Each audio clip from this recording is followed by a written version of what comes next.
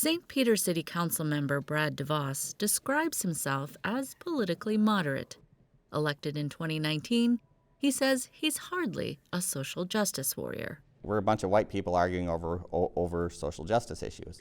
Yet he's asking his fellow 6 council members to discuss a citywide resolution against racism and white supremacy. I'm here because my friends, I am their voice. Questions for Russ? Brad? As much as I came to City Council to talk about solar panels and budgets, I'm here now and they aren't, and they need me to step up for them. That's really what it comes down to. The topic came up last summer after the killing of George Floyd, but it didn't go anywhere. Last month, during a council workshop, DeVos floated an example of a resolution that passed in Salem, Oregon in January. And I said, I'm wondering if any other council members would be interested in discussing this at the next workshop. The mayor said absolutely not. The mayor was not interested at all in discussing it, or didn't think it was the role of the city. I couldn't quote him directly, but he definitely voiced that he was not interested in issuing a statement of that kind.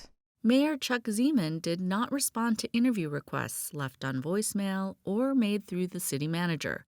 The meeting wasn't recorded. And is it possible that you misinterpreted him at all? No, I don't think I did. He was pretty clear, as were a couple of other council members. Noel and DeVos are among 4 new moderate to progressive-leaning members on the council. Noel says silence after George Floyd's murder is unacceptable. I've had a great life here. I've had a lot of advantages living in Minnesota, and I know that not everybody has that experience. I think naturally there's fear, right? I think there's fear that if we do things around equity, someone loses. Bukata Hayes says communities all around southern Minnesota are wrestling with acknowledging racism after George Floyd. And it's no accident that St. Peter is at this moment. St. Peter is in a position to do a resolution because St. Peter has been doing some work. A resolution might not be the first step possible for a smaller community, right? And so I think it's incumbent upon us to understand that those smaller communities, that they start in different places. And so what can we do? A resolution would only need 4 of 7 votes to pass, votes supporters think they have. But the path forward will likely be contentious. I know how traditionally the council has done things.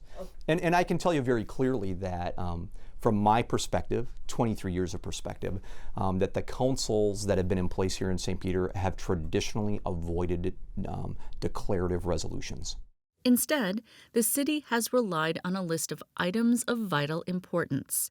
City Administrator Prafke says they've set St. Peter's values for the past 15 to 18 years. One of them is treating everyone in our community like a neighbor. One of the other ones is having a plan for changing demographics.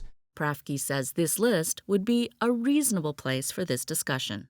I don't know that declarative resolutions, whether it's about white supremacy or about the use of hand sanitizer, as an example, really move the needle anyplace.